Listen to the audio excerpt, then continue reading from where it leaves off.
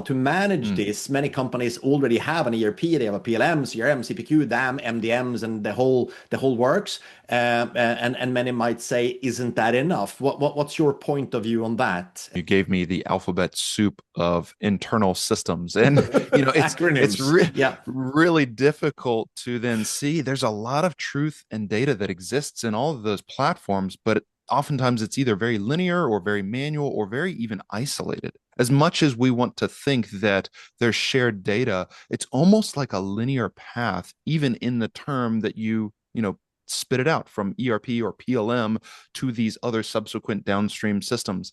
And there are some touch points and overlap, but nothing quite grabs data from all of them.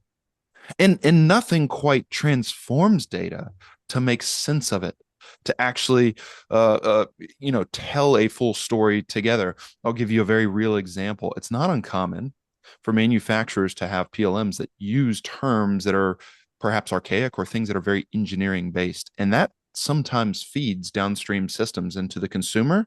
It doesn't make a lot of sense. In other words, I saw quite often that an assembly that was being sold was really just being sold as an ASCII. And that is not something that you want a customer to purchase, nor do they really know what that means. It's not tangible.